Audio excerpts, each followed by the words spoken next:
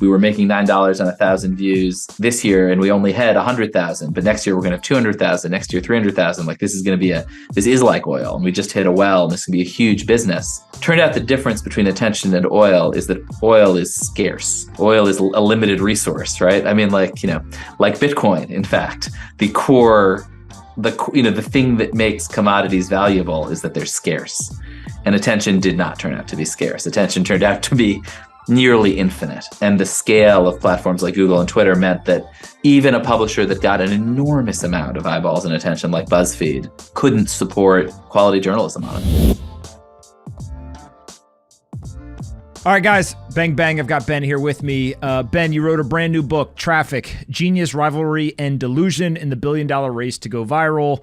It seems like that's the whole name of the game today in the media, is just like go viral, get clicks. At least that is from people outside of the media looking in. How do you think about, how much of media today is actually just trying to go viral and get clicks versus what I think maybe is the nostalgic, like true journalism? Hey, let's go find truth and say the things that speak, kind of truth to power. I think it's changing a lot. And I mean, the book tells this story of these people in downtown Manhattan, in the neighborhood I'm in now, in the early 2000s, places like Gawker, BuzzFeed, where they you remember this, but it was early days. Like it was the first time you could really see. You had this website, you could see each visitor, you could see who was reading it. And it changed how people thought about media. I mean, everybody had always wanted to be read, but suddenly it was like you were flying with instruments. You could see exactly what was happening. And everybody wanted to be connected to their audience. And suddenly you were right up in the face of your audience with people talking back to you all the time. And I do think it deeply, deeply changed media. I mean, if you look at then the sort of explosion of social media, it changed society. But I also think, it's interesting. I think people got sick of it. I think the sort of way you talk about chasing clicks and virality, there was a period where that felt fun and exciting, which is a little hard to remember. And I think people now feel that they're being kind of manipulated by algorithms, that they don't really, there's so much incoming that they don't know what to trust. And I actually think there's a real shift away from that moment, which, I've spent a lot of time thinking about and talk about a lot more, into a new moment where people are looking for like individual trusted voices. I think podcasts like this are a big part of that, actually. Newsletters like we do are a big part of that. So I think actually the audience has to some degree kind of caught on to that sense that media companies are trying to manipulate them, trying to get clicks, and are sick of it.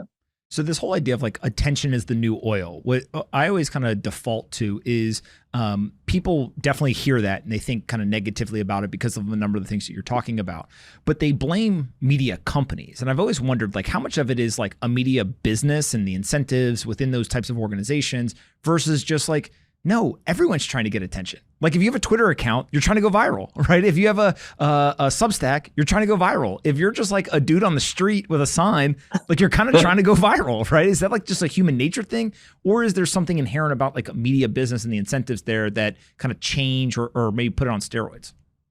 Well, I think these big platforms, Twitter and Facebook, first of all, but in other areas, Pinterest was part of that. There used to be something called Stumble Upon, if you remember. And now there's a number of other smaller ones, Reddit. I think maybe everybody wanted attention, but everybody did not have access to the attention of everyone in the entire world. And I think, in the sort of peak days of Facebook, like when I was working for BuzzFeed in 2015, we published this picture of a dress that could either have been white and gold or blue and black, if you recall.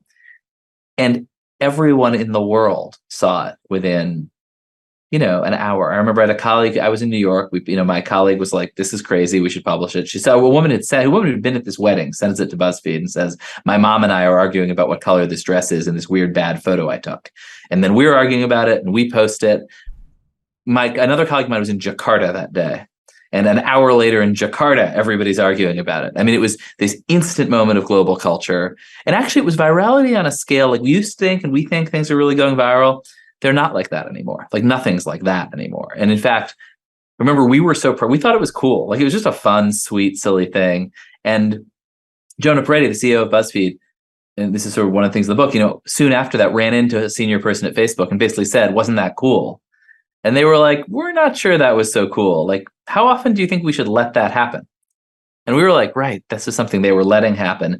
And B, they're getting a little scared about about the loss of control of their own platform, the sense that anything can just take it over instantly. And I actually think, one of the things really, I think the sort of purest, sort of viral scale, particularly for kind of news, information, conversation, ideas, even probably like peaked in 2017. And I think a lot of people have left those platforms, Twitter, Facebook, for, particularly, again, I'm talking about kind of news and information. Like TikTok is obviously this huge entertainment space, but for podcasts, for newsletters, for more controlled spaces where they're not just assaulted by a zillion people, all of them trying to go viral with some thread, and are in a more authentic conversation. And I think another thing that people found, both individuals and certainly media companies, is that attention turned out not to be like oil.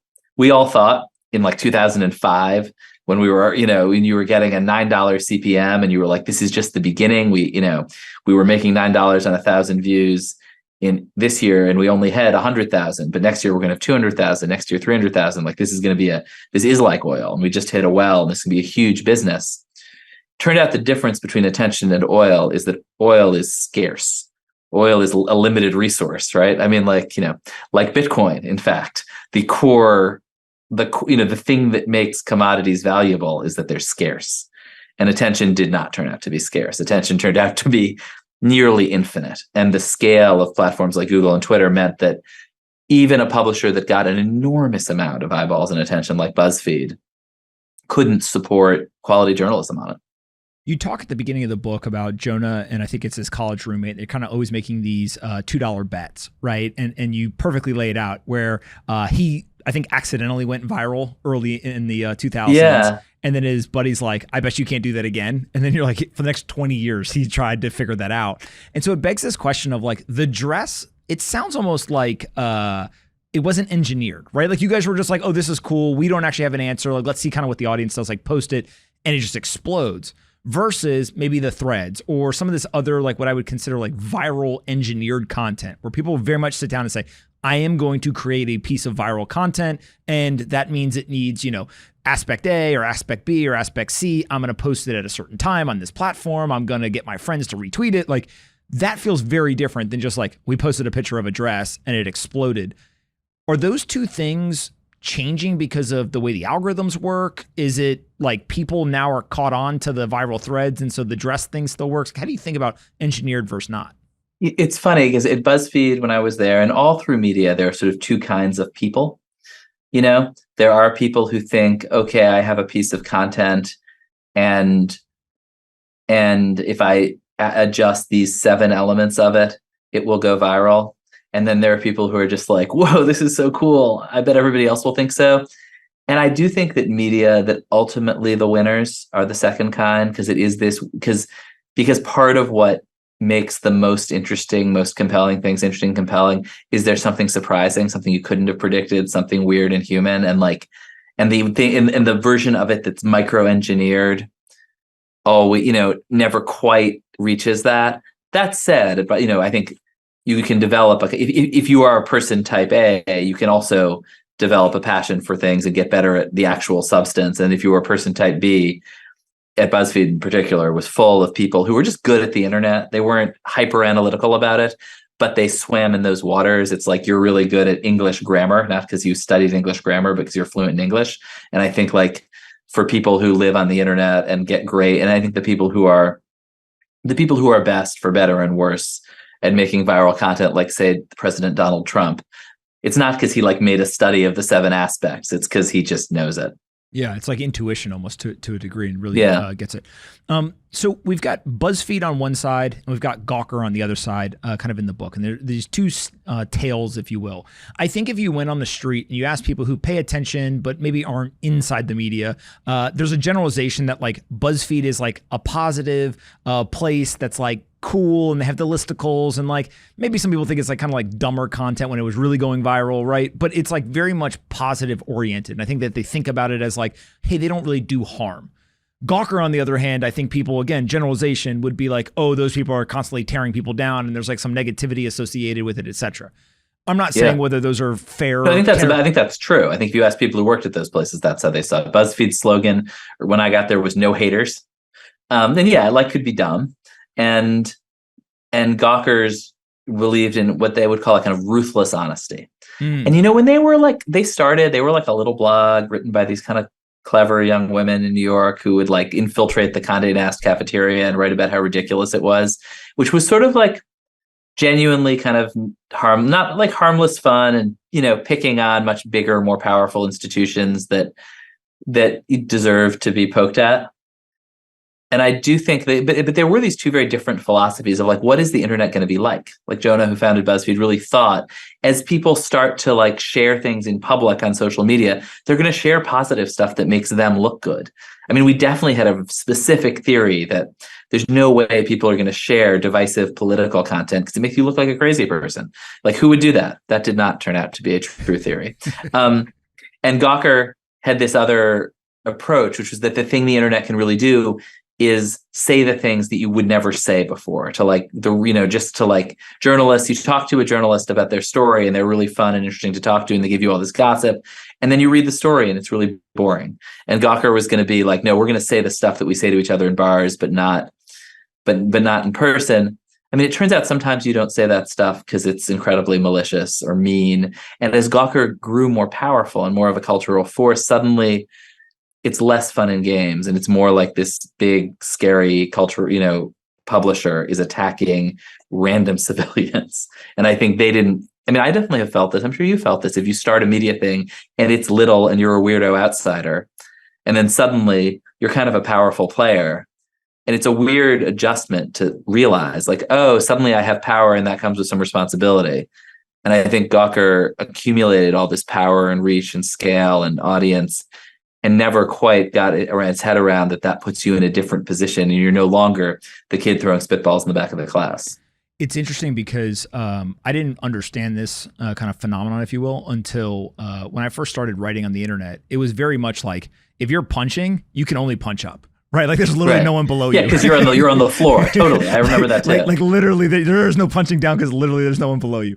But as you get bigger audiences, and it's not even necessarily like more power. I actually think just like size of audience, right? Yes, that equates somewhat to power. But like even if people don't even care, that is power. Yes, and they're just kind of listening or whatever. Somebody once said to me, once an email crosses a certain size of audience, like you'd be the #1 article on a CNBC.com.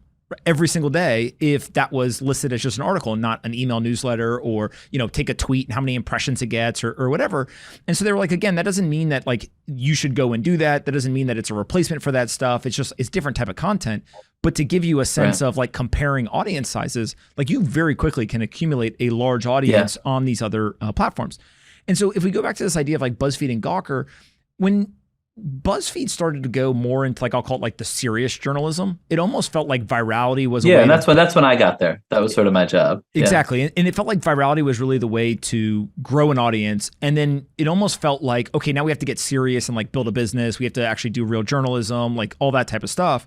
Is that something that now in hindsight, knowing everything you know about what worked, what didn't work, et cetera, a playbook that you think people will follow? Or do you feel like, when you start the company today, it doesn't seem like you're like, oh, let's go viral, right? It actually seems like you're like, no, let's do like great work from day one and build an audience that has like a different brand promise than maybe what BuzzFeed had in the early days. Totally.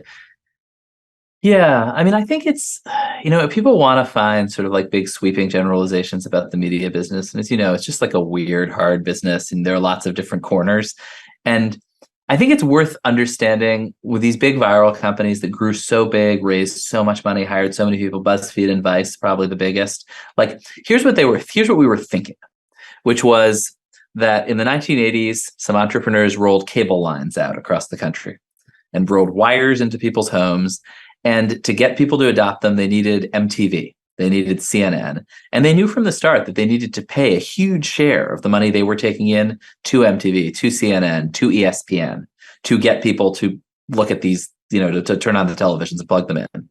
And the core of that cable business model was there's distributors who own the wires, there's media companies who create the content, and there's got to be some financial arrangement where everybody gets rich or the whole thing doesn't work.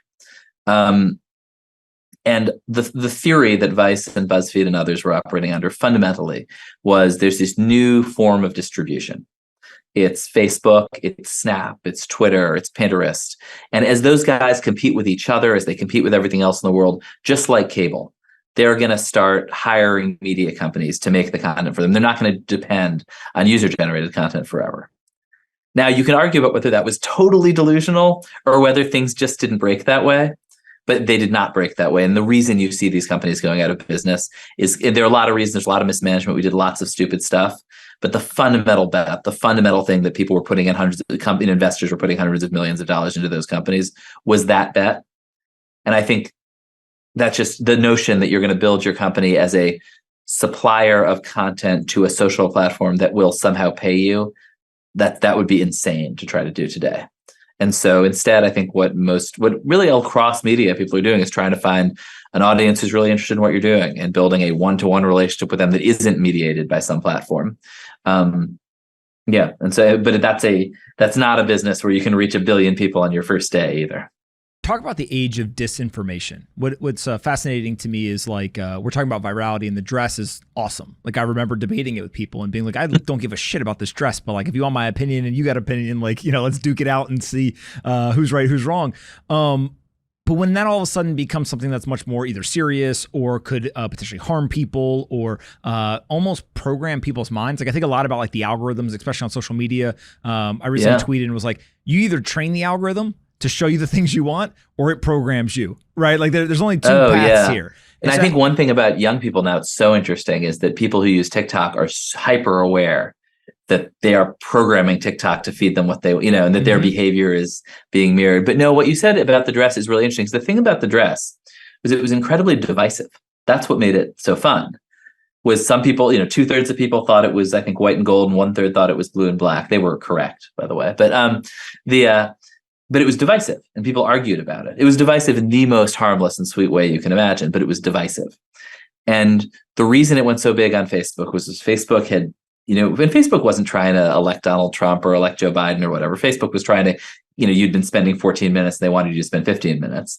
And the way that they could get you to stick was quote unquote engaging content. And they were running all these experiments. But how do we find the most engaging stuff? And for a while, it was like, well, if you share this, that's an indication that it engaged you, and somebody else will be engaged with it. But then it turned out there was all this stuff that was like Hillary Clinton has been replaced by a body double, and like you would share that because like LOL kind of, and also because you hate Hillary Clinton or whatever, but not because you read it and liked it. And actually, it was garbage content and it was an embarrassment for them. And so they thought, okay, that doesn't quite work. Okay, the way we will really detect engagement is by comments. Like forget the shares and the likes. The really engaging stuff is the stuff that people comment on. Now, it turned out the thing people would comment on most in the world is like, I post like a super racist meme. And then you write, you're a racist. And then I write, no, you're a racist. And then we have like a really elevated conversation like that for a while. The algorithm says, wow, this is incredibly meaningful engagement. We're going to show this to everyone on the entire platform. And particularly racially divisive content spread like wildfire on Facebook. And so when you take, again, maybe racially divisive is, I think many people in society, hopefully most people would say, hey, that's wrong, right? We don't want that type of stuff being the dominant content that people are being consumed. I don't think the platforms are like, hey, this is the type of content we want to be promoting or any of that type of stuff. So let's just assume everyone's a good actor, right? For the purposes of this conversation. I would say the platforms had these ideas about, well, we don't want to look at the details of the content. We just want to measure its performance. And so they were very reluctant to just like look at a horrible argument, just an obviously terrible, destructive, screaming match about race and say, look, this is bad. Like they were just reluctant just to say that, which any normal person could say. But anyway, they got there.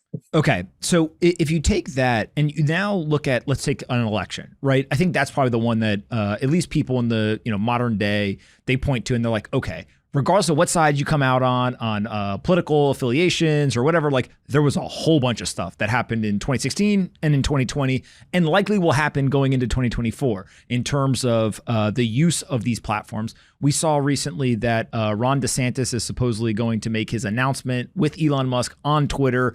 Some people love that idea. Some people hate that. You can already see the wheels are in motion here. is it just like this is the trajectory and there's no going back? Like, is the genie kind of out of the bottle on a lot of this stuff? And whether the platforms actually want to change or not, like they're addicted, people are addicted, and it is just this game of attention, even if we're going down a path that like may not be best for society or for individuals, like mental health type stuff? I could be really wrong, but I think actually the platforms are fundamentally in decline. Like, I don't know about you. I spend very little time on Facebook these days. I'm on there once in a while to check on somebody's birthday. And when I go on, it's cute animal videos and the reels. That's how they're trying to keep people. And they are cute. Like I saw a really cute video of a dog the other day when I was on there. But like, I think Facebook was 10 years ago, or 7 years ago, Facebook was this like centrally, culturally relevant force. And I think it is clearly not anymore. Twitter, I think, Musk is trying. I think it was already kind of falling apart. And for me, again, like just as a longtime power user, love Twitter. It no longer does the job. If I open Twitter, I just want to know what's happening today. I'm a journalist. Like, is there a crisis in the Middle East? Like, what's going on? I still find Twitter pretty fun and interesting because it's like everyone's screaming at each other about Twitter, but it no longer does the job of what is happening. Like, I go to the Drudge Report and to the New York Times. And I think Twitter, again, like, not that it's not going to remain a real place and a real business and a real whatever, but it's not it's not as culturally central as it was 5 years ago. The leading indicator of that, which Musk actually noticed, is that celebrities have all left. Celebrities used to be on Twitter. They're not anymore. Like, and I think, there are spaces. I think Reddit is the best example of a network that kind of like stabilized, found a place in society. Nobody thinks that like America is run on Reddit, but it's actually pretty great and interesting and useful. I think Twitter could easily become that. Facebook could become some version of that. I lost my dog actually recently, and the first thing I did was go to the neighborhood Facebook group, and somebody had found the dog. It was great for that, but I didn't elect the president of the United States. And so I think that moment of us all having our brains melted by social media is kind of drawing to a close, and I think it's basically because we're all sick of it. Like, I think that's why. So I have this question for you. You have no clue that I'm going to ask you this, but I felt this would be a great way to take everything that you've learned about virality, platforms, content, human psychology, like just everything in your life, right? And boil it down to, if you were running for president of the United States today, where would you go post content? Like, where would your focus go? Would it be online? Like to the Twitters, the Facebooks, and those platforms? Would it be like dances on TikTok? Would it be, hey, forget the online stuff. Like, I'm just going to go do rallies in person. Like, how do you think about running for president? And it appears is all about like, take a message and get it out to as many people in the most convincing way possible. So that then on a certain date, they go and they vote for you. Right. And like, yeah, it's funny you should mention that. I'm honored to announce my presidential campaign on your show. That was the plan. People often call me and they say, Ben, you ought to run for, yeah. I think, the politics is is the media business. And and for years has been increasingly. What do you mean by that? I think, just so that you're putting out images and ideas and videos and audio, and you're competing for attention with people like you and me. And I remember I first noticed this covering the Obama campaign for Politico, and we were making these dumb videos where we like interviewed each other about politics, and the Obama campaign was making vastly better, really beautiful and slick videos. And it was like, oh my God, we're competing with the people we're covering and they're beating us. This is terrible. And now that's just sort of the world we live in. But so I think that a lot of that same kind of thinking is going on in these campaigns. Republicans and Democrats are very different. If you're running for the Democratic nomination, there's a series of sort of establishment gatekeepers like the New York Times who you want to impress. If you're running for the Republican nomination, you want to show, particularly in this post-Trump era, that you are not part of the establishment. You want to have fights with the establishment. You want to show how independent you are of the establishment. So for Trump, like going on CNN and attacking Caitlin Collins is like the ideal version of that. For Ron DeSantis, I think going on Twitter is sort of his version of that and doing it with Musk. I think the big question now, and I could be totally wrong, is, because it's really, it's like for now, right now it's a question about Republican primary voters. Do Republican primary voters, they watch television, they read Twitter, they see that people are mad about transgender rights. They see that people are mad about Bud Light and something. They see that people are mad about a bunch of things that have zero impact on their daily lives. And I think there is a big question of, do you run a campaign that is about these cultural issues that, like, I don't know, like I send my kids to public school in New York City and this stuff never comes up. And I would assume that if you were in Iowa, it is very unlikely that your school is spending a ton of time talking about race and gender. Like, I just think it's a huge part of what you see on Fox News, what you see on Twitter, and a very small part of people's lives. And I think there is this thing where Ron DeSantis is making a bet that these issues that are really only exist when you look at the internet are really going to compel people, and they might. And I think Trump always, I mean, the core issue that he ran on was immigration, which was not a fake issue and wasn't something that was mostly on Twitter. It was something that Republican voters were furious about, had been furious about for years, sometimes because they were racist, sometimes because they were mad about the declining incomes of electricians. I mean, a range of reasons, right? Some kind of disturbing and some totally legitimate. But I guess, I mean, maybe I am really naive, but I do think that you got to find, at some level, the candidate who's going to win is going to be talking about stuff that matters in people's daily lives, not stuff that only matters when they turn on their screens. I do wonder how much of the world is like a mirror to the internet. Like we talk a lot about like these, Twitter's a mirror of society, will be something you hear people talk about. But like Obama, I think actually was the first one. He had the kind of the button down shirt with the rolled up sleeves, and he was he was still presidential, but he was trying to be a little bit more relatable, I think, and kind of connect with people. And you've seen to some degree, like across society, people have become like less serious. Right. And you kind of see this degradation of seriousness. And I always wonder, like, how much of that is driven by the media versus like the media is just reporting on like what they're seeing. And so it is this like reinforcing thing. And maybe like the most kind of obvious example is like Mark Zuckerberg with the hoodie made it cool. And like that was like free reign for an entire, industry basically to like suits. Like, why would we wear suits, right? And so you kind of get this this movement in that direction. And it was signal. I mean, I think it's all signaling, and it's sort of, Donald Trump wanted to signal that he was going back to like a sort of 1950s idea of America, and part of that was wearing a suit and having a wife who'd been a model and his perfect family staring up adoringly at him or whatever. Like, I think it's all signaling policy. I think Republicans mostly are very buttoned, like look like men, mostly men from a while ago with big stuck out jaws and adoring wives who don't necessarily work, because that's the values they're trying to project in a substantive way. I think it's always signaling. I mean, I remember and I covered the Obama campaign, and there was a point, and maybe it was the financial crisis, when they decided he had to wear a tie. And it was like a big thing. So he didn't really wear ties. I'm sure he never worn ties. And they were like, all right, now you have to look presidential, and that involves wearing a tie. And it is funny because people mostly comment on women politicians' appearances, and everybody gets annoyed at you when you do.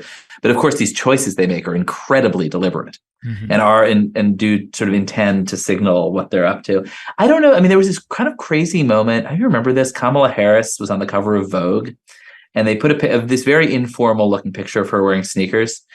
And her team freaked out, and I think her family got mad, and they said it was kind of racist to do that and not in keeping with the dignity of the office, which I thought was insane. It's like, no, like the reason that people liked her when they did was that she felt like this relatable, normal person, not in the dignity of the office of the vice president. But I do think these are choices that politicians take incredibly seriously and think about a lot. Mm-hmm. Go back to this idea of the competition, because we're talking about like the politicians, right? Is that still true in the business world as well? Like, do you think that the journalists that you all employ, or journalists at the New York Times, or name your publication, and then like, I don't know, maybe take like the Substack writer who covers a similar beat, if you want. I'll kind of put that in air quotes because I don't know if you guys would agree that it's a beat or not for a Substack writer. Yeah. But and then also maybe take like the shit poster on Twitter, right? Like or like Autism Capital, right? Like, or the sort of Twitter rando who's incredibly wired in and breaks news. No, I mean, I think I think you have to see yourself as competing with and talking to everybody all the time when you're like and I'm not a big fan of the notion that there's like this thing called a capital J journalist that is different from another person who is good at getting information and ideas. Like I think when journalists pretend that they have some like special set of skills because they went to journalism school, like that's not true. And eventually people figure that out. And I think the big thing that media companies are wrestling with right now is, if you're the Wall Street Journal, you are used to treating hundreds and hundreds of journalists as sort of interchangeable cogs in a machine that produce Wall Street Journal articles.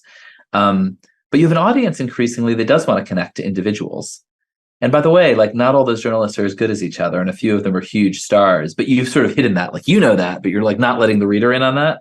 And so certainly at Semafor, like our whole theory of the case is that there's a kind of journalist for whom doing your own Substack thing is not natural. It's like it's kind of journalists I am. It's like people who do a lot of reporting, who break a lot of news, who get into some of the big legal and political fights over the news they break, do kind of need and want a newsroom, need and want some legal support. It's not, I think Substack has been great for commentators and analysts, but you don't see you need a team. Sometimes the story's going to take a couple of weeks and you're going to need to vanish and have somebody else write your newsletter for a couple of weeks. Like it's a kind of journalism that's harder to do. It's not really a solo thing. But those reporters do have voices, do have ideas, do have things they want to say, do covet that direct connection with the audience that you get in contemporary media and you don't get at the Wall Street Journal or the New York Times. And so for people like for me, for Liz Hoffman, who to my mind was like maybe the best reporter at the Wall Street Journal, who we hired to cover finance for us, we're trying to say, come to Semafor, you can have the best of both worlds. You can have a great newsroom and the kind of infrastructure of a newsroom. But we also understand that the way media works now is the audience wants to hear from a human being, not from this faceless brand. And so I think we're trying to build that system, in some sense, build like kind of a platform for that kind of journalist. What I find fascinating about what you all are doing is not only the types of people you're trying to hire, but also even some of the form factors. Like I think it was Liz, actually, I saw she did an interview and it's like almost like text messages, right? Yeah. Kind of back and forth. Like talk a little bit as to, you could just post it as an interview, right? It was, hey, first of all, we are very authentic. When they're text messages, they are actually text messages. But I think people really feel, I feel like there's this weird like opacity to a lot of media. Like you read an article in the New York Times and there's some ideas in it and there's some assertions and like which ones are the reporter's opinion, which ones are their editor's opinion, which ones are the policies of the New York Times, which are just indisputable facts. It's not totally clear. And I think that there's a kind of an uncanny valley there. And so we are obsessed with kind of transparency, which isn't to say kind of old-fashioned objectivity. Like I am a robot who has no point of view and I'm just delivering you the facts. No one believes that. So it does mean like if I love text messages because with a video interview or a profile, the reader can wonder like, oh, did you edit it? Like what was like, what's the real thing? Even with a transcript. With text messages, what I love about text actually, like you see exactly what I see. There's no additional context. Like it's kind of cool that way. And then in our articles, we also in a stylized kind of deliberate way label the sections. Like here's the news and here is Ben's opinion. And like Anthony thinks I'm an idiot and has a different opinion. We're going to stick that in too and label it. And so, yeah, I think that's something, people seem to like right now. When you take this kind of unique way of presenting the news, how do you think about distributing it? Obviously, you guys have the newsletters. What's kind of the long game? Is it like, okay, let's get the newsletters up and running, and then we can eventually like get people back to an owned and operated site, podcast, like just talk about like distribution in general. I would love your advice. It's such a weird world right now because it's like the whole social media has just massively kind of receded. All the traffic that used to come from places like Facebook is gone, or a lot of it. But nothing has really replaced it. And so, for us, newsletters are a great way to reach people and a great individualized way to reach people with something that they've signed up for, that they want. You can see if they don't open it, you can take them off the list. Like it's just very natural. But also email is this technology from the 1990s. Like I can't believe that the final form of internet journalism will be email. The web is important for us. We get, a lot of readers there, but is not what it once was, isn't the central pillar of an organization. We do a lot of events. It's a huge part of what we do. And I do think post-COVID, it feels like there's this huge appetite for it. That's been very, very successful for us. We do, we produce great videos but not at a huge scale. And they're thinking about audio. Didn't want to bite off more than we could chew at launch, honestly. But I do think audio fits into that kind of direct, way of reaching an audience directly and talking to people directly. But it does feel, I'm sort of like, okay, what's next? Like, like I think like Substack's like, oh, can we build this world inside Substack with notes? There's this thing, Artifact. Apple News is out there. I mean, it's a really interesting, strange moment. Part of why I wanted to start a new thing. It feels like a moment when everything is changing again. When you see what is working, what are the things that like maybe people don't realize have more impact than they do, right? So like the newsletter is to me, just watching what you guys are doing, like, okay, obviously the newsletters are working, right? Yeah. But are there other things that you have discovered as you guys have tried different things and kind of launching this that you're saying, hey, this works much better than people maybe would think? So I would say I've only been doing this for 6 months, and so no one should like You're listen to supposed me to be or an take my expert. advice. Six, But I was six at the New York months. Times for 2 years before, kind of throwing stones into everybody else's glass houses, writing about media. I mean, I would say events are the thing that have been surprisingly successful for us. How do those work? You're getting just like a single person for an interview? Is it like more like a No, whole what we've been schedule? doing is getting, a huge lineup of news makers to like when the IMF and World Bank met in Washington, we had this World Economy Summit where Poppy Harlow from CNN came and interviewed Lael Brainerd, Biden's top economic advisor. There was a bunch of CEOs and big government officials and made a ton of news. Lots of people came. Sponsors wanted to be associated with it because it was this sort of central conversation about these huge issues. So we've done that kind of stuff.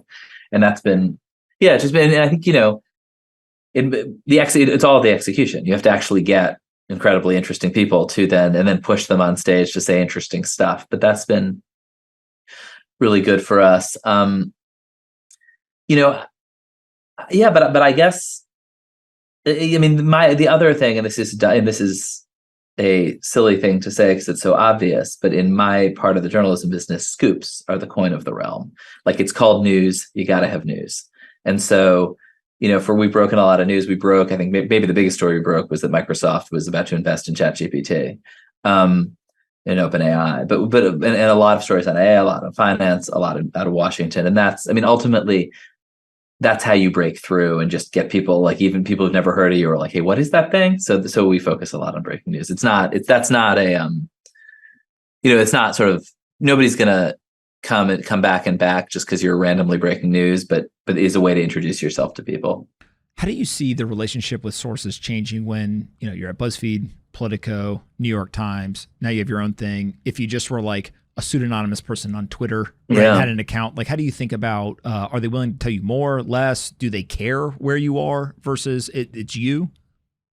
It's really different. I mean, it used to be, well, I think the biggest change is that sources always have the option of just going direct, right? It used to be if you were a political figure and you had a story to tell, you basically had to go to the New York Times or the Washington Post and one of two or three reporters, and they had all this power, and you would kiss their ass all the time in the hopes that when you had something that they would write it in a nice way. And now you can just tweet it, and like if you want, why would you take your news to the New York Times? And it really has kind of changed that power dynamic. I mean, it was not the highest form of journalism to rewrite people's press releases. So who cares? But yeah, I think that the gate. I mean, this is one of a million ways in which gatekeepers used to exercise so much power, and it is like it's sort of dumb. I mean, so obvious that it almost feels dumb to say, but it used to be if you wanted to reach hundreds of thousands or millions of people, there were two ways to do that. You could purchase and own a printing press, or you could have the rights to a broadcast tower. Those were the two ways. There wasn't a third. And like, it's sort of, and then the people who controlled those two, or if you count Radio 3, like in pieces of infrastructure, were the people who controlled information. And when there was like a coup in a country, in the fall of the Soviet Union, where people were killed in 91 when the Soviet Union's falling apart, were around television towers.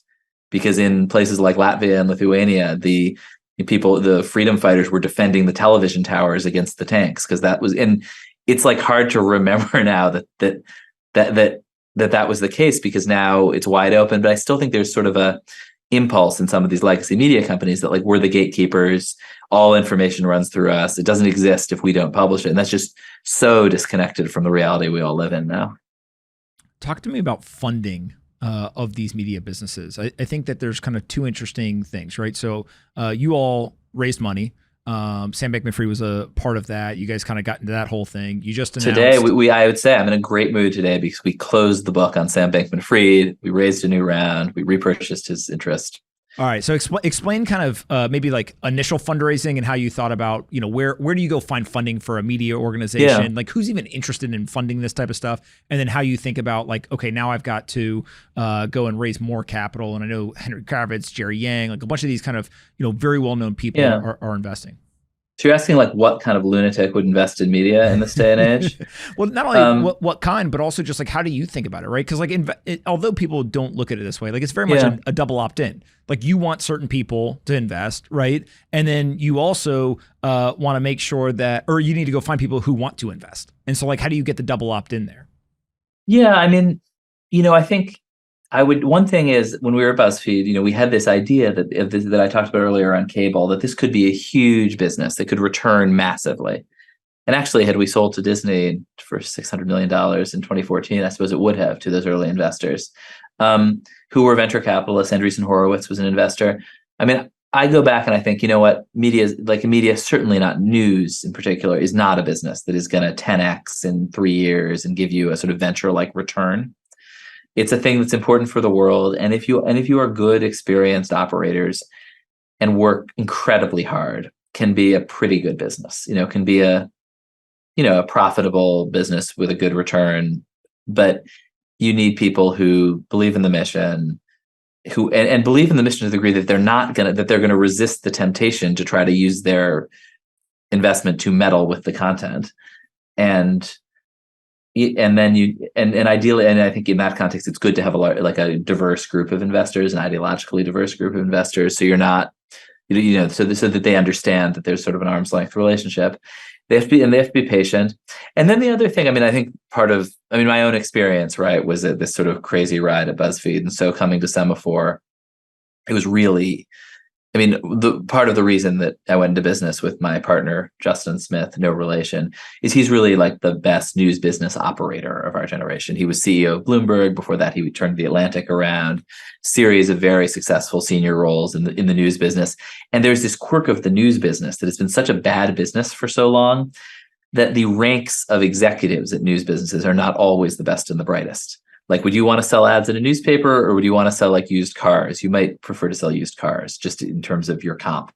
And so as the news business has declined and been in kind of this awful death spiral for years, like the quality of talent on the business side is very uneven.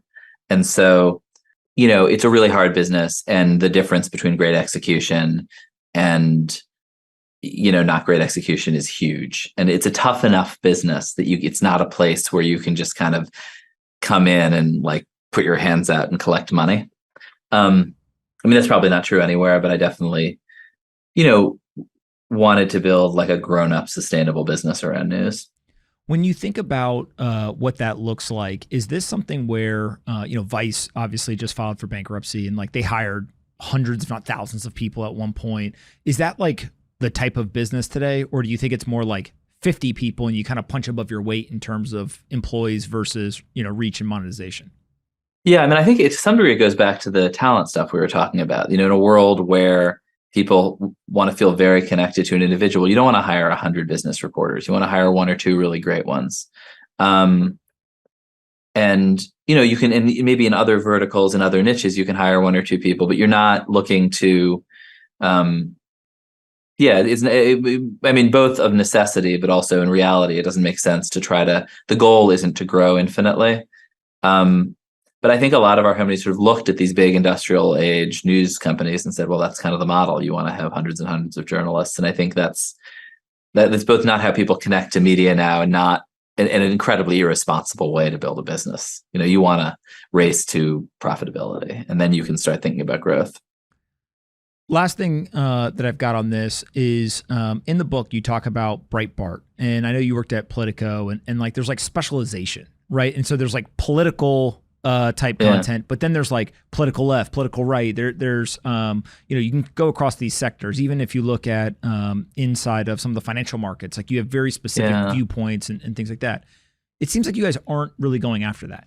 Like you're taking a stance maybe on like what type of media company needs to exist. You talk about like meeting the moment, but it doesn't seem like you're specializing on any one topic or any kind of viewpoint of Yeah, the we're world. certainly not trying to kind of, I mean, I just think that there obviously is a huge business in serving committed right-wing partisans or committed left-wing partisans. And that's not the business. But also there's a lot of people doing that. And I think that the dynamics of the Trump era and of the sort of new subscription businesses pulled a lot of mainstream outlets into a kind of resistance cheerleading posture in the Trump moment that they're kind of trying to dial back from. And I do think that